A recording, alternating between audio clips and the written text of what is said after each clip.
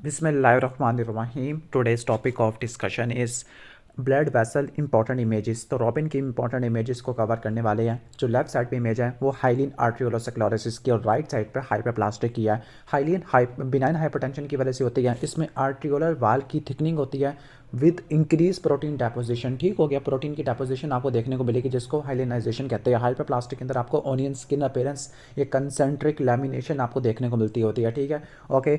जो आपका हाइलिन वाला होता है आपको बिनाइन हाइपरटेंशन में देखने को मिलता है। हाइपरप्लास्टिक वाला जो कि ऑनियन स्किन या कंसेंट्रिक लैमिनेटेड थिकनिंग होती है, ये आपको मैलिग्नेंट हाइपरटेंशन में देखने को मिलता है। हाइलिन आर्ट्रियोलोस्क्लेरोसिस की वजह से क्या होता है, हाइलिन आर्ट्रियोलोस्क्लेरोसिस की वजह से आपको किडनी के अंदर क्या देखने को मिलेगा, नेफ्रोस्क्लेरोसिस देखने को मिलेगा। जबकि जो हाइपरप्लास्टिक होता है उसकी वजह से नेक्रोटाइजिंग आर्ट्रियोलाइटिस होगा। नेक्रोटाइजिंग आर्ट्रियोलाइटिस के अंदर आपको इंट्राम्यूरल फिब्रिनाइट डेपोजिशन और उसके अलावा वेसल वाल नेक्रोसिस आपको देखने को मिलती होती है। तो ये हाइपरटेंशन के असल में आर्ट्रियोलोस्क्लेरोसिस वाले पैटर्न है जो कि हाइपरटेंशन रिलेटेड होती है। वैसे बुक में 3 पैटर्न लिखे हुए हैं, ओके। तो जो हाइलिन होता है, हाइलिन में हाइलिन थिकनिंग होती है आर्ट्रियोलर वाल की। इसमें आपको प्रोटीन की डेपोजिशन ज़्यादा देखने को मिलती है इन द वेसल वाल, ओके। तो ये diabetes mellitus essential hypertension benign hypertension के साथ होता है और अगर किडनी को इन्वॉल्व करे तो उसको बिनाइन नेफ्रोस्क्लेरोसिस कहते होते हैं। ठीक है, इसके बाद हाइपरप्लास्टिक के बारे में बात करें तो इसमें कंसेंट्रिक ऑनियन स्किन थिकनिंग होती है। स्मूथ मसल हाइपरप्लेजिया होगा। नंबर 2 बेसमेंट मेम्ब्रेन की डुप्लीकेशन होती है। ये आपको मैलिग्नेंट हाइपरटेंशन में देखने को मिलता है, वो बिनाइन में था। जो हाइपरप्लास्टिक होता है, हाइपरप्लास्टिक की वजह से नेक्रोटाइजिंग आर्ट्रियोलाइटिस हो जाएगा। नेक्स्ट हमारी इंपॉर्टेंट डायग्राम है अथीरोस्क्लेरोटिक प्लाक की, ओके। ठीक है, अथीरोस्क्लेरोटिक प्लाक यहाँ पे आपको 3 एरियाज देखने को मिलेंगे, 3 एनाटॉमिकल पार्ट्स। तो कौन कौन से 3 पार्ट्स होते हैं और इसके अगर आपसे पार्ट्स पूछे तो पार्ट्स इसके 3 होते हैं, लेकिन कंपोनेंट्स के बारे में पूछे तो 4 कंपोनेंट होते हैं। कंपोनेंट इसके सेल होते हैं, ईसीएम होता है, लिपिड्स होता है और कैल्सिफिकेशन होती है। सेल्स में आपको smooth muscle cell, macrophages, T lymphocyte है। ईसीएम के अंदर कोलाजन, इलास्टिक फाइबर, प्रोटियोग्लाइकान है। लिपिड्स के अंदर इंट्रासेलुलर, एक्स्ट्रा सेलुलर लिपिड है।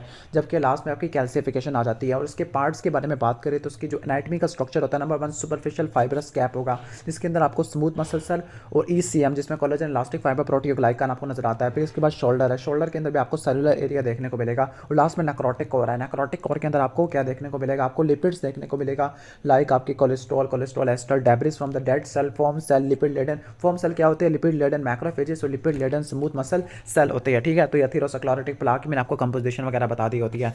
क्लियर, तो एग्जाम में आपको यही पूछा जाएगा। और अगर आपसे पूछा जाए कि एथेरोस्क्लेरोटिक प्लाक ये कौन कौन सी आर्टरी को इन्वॉल्व करता है, तो एब्डोमिनल एयोर्टा और coronary artery, popliteal artery, internal carotid artery और सर्कल ऑफ विलस, इसकी जो आर्टरीज होती है, ठीक है, उनको इन्वॉल्व करता होता है, ओके। ठीक है, फाइब्रस कैप भी मैंने एक्सप्लेन कर दिया, नेक्रोटिक भी बता दी और इसकी इसमें क्या कॉम्प्लिकेशन हो सकती है। तो इसमें आपको जो फाइब्रस की वजह से आपको हैमरेज देखने को मिल सकता है, थीरोएम्बोलिज्म आपको देखने को मिल सकता है। ठीक है, इसके अलावा एनुरिज्म हो सकता है, ओके। और क्या हो सकता है, रप्चर हो सकता है, ulceration into the plaque, erosion वगैरह, ये सब चीज़ें हो सकती है, कैल्सिफिकेशन वगैरह हो सकती है। तो ये आपने नोट कर लेना है। तो हमने साइड्स वगैरह ये भी पढ़ ली हाइपरटेंशन की, और अगर हाइपरटेंशन करो एथेरोस्क्लेरोटिक प्लाक की। ठीक है, अब यहाँ पर अगर आप इस डायग्राम की तरफ आओ तो इस डायग्राम के अंदर आपको क्या नजर आएगा, इस डायग्राम में फैटी स्ट्रीक की डायग्राम है। फैटी स्ट्रीक क्या होता है, यहाँ पे लिखा है कि जो फैटी स्ट्रीक होता है ना, यहाँ पर जो लेफ्ट साइड पे है वो ग्रॉस डायग्राम है, ठीक है, और राइट साइड पे क्या है आपकी, राइट साइड पे आपको माइक्रोस्कोपिक है। तो जो फैटी स्ट्रीक होती है, ओके, तो जो फैटी स्ट्रीक है, this are the earliest lesions, और इसमें लिपिड फील्ड फॉर्म सेल आपको देखने को मिलते हैं। एयोर्टा में आपको देखने को मिलेंगे, खासतौर पर उन बच्चों में जो कि 1 साल से कम होते हैं, या all children older than 10 years of age, इनमें आपको देखने को मिलते हैं। तो नंबर 1 क्या है, अर्लीस्ट लीजन होती है, प्रीकर्सर होती है। ठीक है, ओके। इसमें क्या होता है, आपको क्या देखने को मिलेगा, इसमें आपको लिपिड फील्ड फॉर्म सेल्स आपको देखने को मिलते हैं फैटी स्ट्रीक। तो फैटी स्ट्रीक के बारे में हमने बातें वगैरह पढ़ लिया। स्मॉल फ्लैट येलो मैक्यूल्स वगैरह होते हैं। तो ऑलमोस्ट हमारा ये टॉपिक खत्म हो गया है। ये वाला नेक्स्ट हम चलते हैं, नेक्स्ट डायग्राम हमारी है, ओके, वन सेकेंड डायग्राम हमारी है ये एथेरोस्क्लेरोटिक प्लाक की है। जो एल है, एल का मतलब है ल्यूमिन, एफ से फाइब्रस कैप हो जाएगा, ठीक है, और सेंटर में आपका सी से क्या, सेंट्रल नेक्रोटिक हो रहा है, जिसमें आपको कोलेस्ट्रॉल और दूसरे लिपिड्स वगैरह देखने को मिलते हैं, ओके। ठीक है, और यहाँ पर जो लीजन है, लीजन ये ई सेंट्रिक लीजन होती है। कौन सी लीजन हमारी, ई सेंट्रिक लीजन है। तो ए वाले डायग्राम तो मैंने एक्सप्लेन कर दिया है, ठीक है। अब बी वाले डायग्राम के अंदर, बी वाली डायग्राम के अंदर जो हमारा इंटरनल और एक्सटर्नल लैमिना है उसकी आपको एटीन्यूएशन देखने को मिल रही है। इसके अलावा मीडिया की थिनिंग देखने को मिल रही है। और लास्ट में आपको क्या देखने को मिलेगा, लास्ट वाले डायग्राम के अंदर आपको क्या देखने को मिलेगा, आपको कैल्सिफिकेशन और न्यू वास्कुलराइजेशन है। तो जो आपका छोटा एरो है ना, वो छोटा एरो वो न्यू वास्कुलराइजेशन के लिए है, जबकि जो आपका एरो हेड है, ठीक है, वो किस चीज़ को शो कर रहा है, एरो हेड आपका, तो एरो हेड आपको शो कर रहा होता है कैल्सिफिकेशन को, ठीक है। तो दोनों चीज़ आपने नोट कर लेनी है। तो वन सेकेंड एथेरोस्क्लेरोटिक प्लाक की डायग्राम है। इसके बाद ये जो डायग्राम है ना, ए वाली डायग्राम है, ये प्लाक रप्चर की है, ठीक है, okay, without super impose thrombus. और जो बी वाली पार्ट है, बी वाली डायग्राम के अंदर आपको सुपर इम्पोज थ्रोम्बस भी देखने को मिलेगा। तो ऑलमोस्ट हमारी डायग्राम कवर हो गया। इसके बाद नेक्स्ट को डायग्राम की तरफ चलते हैं। नेक्स्ट हमारे डायग्राम है, ओके, तो नेक्स्ट डायग्राम में आपको नजर आएगा कि एयोर्टिक मीडिया ये मार्फन सिंड्रोम है। उसमें क्या देखने को मिलेगा, सिस्टिक मीडियल डीजनरेशन है। तो cystic medial degeneration Marfan syndrome के अंदर है, ठीक है। तो ये जो हमारी नीचे वाली डायग्राम है नॉर्मल है, लेकिन अल्फा वाली डायग्राम अब नॉर्मल है। तो ये मार्फन सिंड्रोम में इलास्टिक फाइबर की फ्रेगमेंटेशन, दूसरा आपको सिस्टिक स्पेसेस देखने को मिलेगी। ये ऐसे एरियाज होगा जिसमें कोई इलास्टिन वगैरह नहीं भरा होगा, बल्कि इसमें प्रोटियो ग्लाइकान भरा हुआ होगा।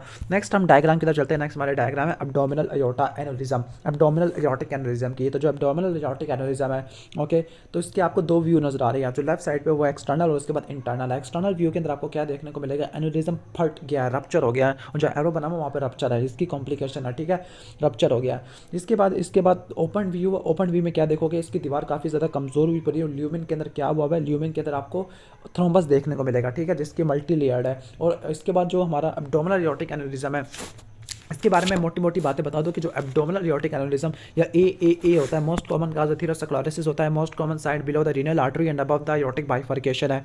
मोस्ट इंपॉर्टेंट जो फैक्टर होता है एन्युरिज्म की ग्रोथ को अफेक्ट करता होता है वो ब्लड प्रेशर आ जाएगा, ठीक है, ओके। और एज, जेंडर क्या होता है, 50 साल से ऊपर, और मेल में काफ़ी रिलेटिवली ज़्यादा कॉमन है। और इसके आपको 3 टाइप देखने को मिलती है, ठीक है, ओके। एक तो इन्फ्लेमेटरी होती है, एक माइकोटिक वाली होती है, लास्ट में आपकी IgG4 रिलेटेड होती है। इन्फ्लेमेटरी के अंदर क्या होता है, पेरी एयोर्टिक फाइब्रोसिस होगा, ये मॉर्फोलॉजी एक्सप्लेन कर रहा हूँ। और सेल्स हो गए, सेल्स में वंस अगेन वही PTM को रट्टा मार लेना कि पी से क्या प्लाज्मा सेल, टी से टी लिम्फोसाइट, और एम से मैक्रोफेजेस अंदर जायंट सेल। जबकि बाइकोटिक के अंदर क्या होगा, यहाँ पे इन्फेक्शन देखने को मिलेगा, लाइक फंगस का या दूसरा इन्फेक्शन आपको देखने को मिलता होता है, क्लियर, बैक्टीरिया की वजह से भी देखने को मिल सकता होता है। और इसका अगर आपसे कॉम्प्लिकेशन पूछे एब्डोमिनल एयोर्टिक एन्युरिज्म की, तो क्या क्या आपने बताना है कि या तो ऑब्स्ट्रक्शन कर सकता है किसी ब्रांच वेसल की, या फिर और रप्चर करा देगा, तो कि सबसे मोस्ट कॉमन ये रप्चर ही होती है। इसके बाद एम्बोलिज्म हो सकता है, स्ट्रक्चर को इम्पेंज वगैरह कर देता होता है। बाकी इसके रिस्क ऑफ रप्चर पूछे हुए हैं, ओके, अगर एन्युरिज्म 4 सेंटीमीटर से कम का है तो 0% रिस्क है। अगर 4 से लेकर 4.9 है तो रिस्क है इसका रप्चर होने का तो 1% है। 5 से लेकर 5.9 तक तो 11% आ जाएगा। अगर 6 सेंटीमीटर से बड़ा है तो 25% आ जाएगा,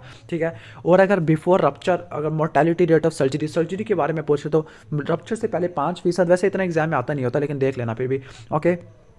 तो आगे इसकी इन्वेस्टिगेशन के बारे में पूछा जाए तो आपने एब्डोमिनल अल्ट्रासाउंड कराना है, इन्वेस्टिगेशन, और चाहे बाकी सिटी स्कैन MRI आपने मॉर्फोलॉजी को देखने के लिए, लेकिन अल्ट्रासाउंड आपने जरूर करवाना होता है, ठीक है। तो ऑलमोस्ट हमारा कवर हो गया टॉपिक एब्डोमिनल एयोर्टिक एन्युरिज्म वाला। इसके बाद जो नेक्स्ट इंपॉर्टेंट डायग्राम है, अगर आप इस डायग्राम को देखो तो इस डायग्राम में आपको यहाँ पर 3 और चीज़ें देखने को मिल रही है, ठीक है। अच्छा, इससे पहले एक डायग्राम मिस हो गया मुझसे, वो एयोर्टिक डायसेक्शन वाली, जो मैंने यहाँ पे आई थिंक ऐड नहीं की हुई, तो वो वैसे किताब में देख लेना कि यहाँ पे एयोर्टिक डायसेक्शन में यहाँ पे कौन से स्टेन यूज़ करते हैं, मोवेट स्टेन यूज़ करते हैं, ठीक है, जिसमें जो इलास्टिक लेयर होती है ब्लैक होती है, जो ब्लड होता है वो आपको रेड देखने को मिलता होता है, ठीक है। जो एयोर्टिक डायसेक्शन होता है इसमें जो ब्लड होता है वो डायसेक्ट कर देगा between the layers of media, ठीक है, और ब्लड फील्ड चैनल बना देगा विद इन द एयोर्टिक वाल्व होता है, ठीक है, ये आपने नोट कर लेना। बाकी इस फैक्टर में सबसे मेजर हाइपरटेंशन या मार्फन या Elder syndrome, pregnancy, arterial cannulation, इसकी वजह से भी आपको देखने को मिल सकता होता है। और उसकी कॉम्प्लिकेशन के अंदर आपने एक बात नोट कर लेनी है, डबल बैरल अयोर्टा इसके अंदर क्रिएट हो सकता होता है, क्लियर। तो ऑलमोस्ट हमारा ये कवर हो जाएगा। और इसकी कोर जो हिस्टोलॉजिकल पैटर्न होता है वो सिस्टिक मीडियल डीजनरेशन होती है। सिस्टिक मीडियल डीजनरेशन में एक्सप्लेन कर चुका कि इलास्टिक फाइबर क्या फ्रेगमेंटेशन होता है, और इसके अंदर क्या होता है, प्रोटीग्लाइकान वाली सिस्टिक स्पेसिस क्रिएट होना शुरू हो जाती है। तो ये जो अब नेक्स्ट जो डायग्राम हमारी, ये हमारी है जाइंट सेल आर्टराइटिस के बारे में, ठीक है, जाइंट सेल आर्टराइटिस। तो यहाँ पे टेम्पोरल आर्टरी में आपको बायोप्सी लिया है, ठीक है, टेम्पोरल आर्टरी का सेक्शन लिया है। तो जो ए वाली डायग्राम है इसके अंदर आपको जाइंट सेल देखने को मिलेगा, ठीक, खासतौर पर इंटरनल इलास्टिक मेम्ब्रेन में, खासतौर पर अगर आप देखो जहाँ पे एरो है तो वहाँ पे आपको जाइंट सेल देखने को मिलेगा, ठीक है। इसके बाद अगर हम बात करें बी वाली डायग्राम है, तो बी वाली डायग्राम आपको वेवीनेस देखने को मिल रही है। तो ये वेवीनेस क्या शो करती है कि डिस्ट्रक्शन इंटरनल इलास्टिक मेम्ब्रेन की और इंटीमा की थिकनिंग हो गई है, ठीक है, ओके, इंटीमा की थिकनिंग हो गई है। तो ये दो बातें आपने नोट कर लेनी है, IT से इंटीमा की थिकनिंग वगैरह लिखी हुई है। और लास्ट में आपको जो ग्रॉस डायग्राम है इसमें आपको थिकेंड नोड्यूलर टेंडर सेगमेंट देखने को मिलेगा। तो ये आ गया हमारा जाइंट सेल आर्टराइटिस। तो जाइंट सेल आर्टराइटिस अडल्ट में काफ़ी कॉमन होता है, 50 साल से ऊपर होता है, फीमेल काफ़ी ज़्यादा अफेक्टेड होती है। ग्लैंडुलोमेटस लार्ज सेल वास्कुलाइटिस होता है। सुपरफिशियल टेम्पोरल आर्टरी और ऑप्थेल्मिक आर्टरी आर्टरी को इन्वॉल्व करता होता है। क्लिनिकल फीचर के बारे में बात करें तो क्लिनिकल फीचर में सबसे मोटा जो क्लिनिकल फीचर वो जा क्लॉटिकेशन है, पेन ऑन च्यूइंग होता है, टेम्पोरल हेडेक है, ब्लाइंडनेस होती है, पोलीमाइल्जिया रूमेटिका होता है जिसमें प्रोक्सिमल मसल वीकनेस होती है, ईएसआर बढ़ जाता है लेकिन सी क्रिएटिन फॉस्फोकाइनेस का लेवल नॉर्मल होता है, ठीक है। और इसकी मॉर्फोलॉजी के बारे में बात करें तो मॉर्फोलॉजी के अंदर आपने क्या देखना होता है कि नोड्यूलर थिकनिंग होती है वेसल की विद रिडक्शन ऑफ ल्यूमेन, तो क्रॉस में आपको देखने को मिलेगा। माइक्रोस्कोपी में ग्रैनुलोमेटस इन्फ्लेमेशन है, मल्टी न्यूक्लिएटेड जॉइंट सेल देखने को मिलेंगे, इंटरनल इलास्टिक लेमिना की फ्रेगमेंटेशन आपको देखने को मिल रहेगी। बाकी मैनेजमेंट के अंदर क्या है, मैनेजमेंट के अंदर अपने टेम्पोरल आर्टरी बायोप्सी लेनी होती है, ठीक है। और ट्रीटमेंट के अंदर क्या आ जाएगा, ट्रीटमेंट के अंदर आपने स्टीरॉइड्स वगैरह देने होते हैं, ओके। इसके बाद नेक्स्ट हम आगे आ जाते हैं, नेक्स्ट हमारा डायग्राम है हमारी, ओके। तो ये अच्छी डायग्राम है यहाँ पर। तो जो अल्फा वाली डायग्राम है एंजियोग्राम की, एंजियोग्राम के अंदर आपको नर्विंग देखने को मिलेगी, ब्रेकियोसेफेलिक की, कैरोटिड की और सबक्लेवियन आर्टरी की।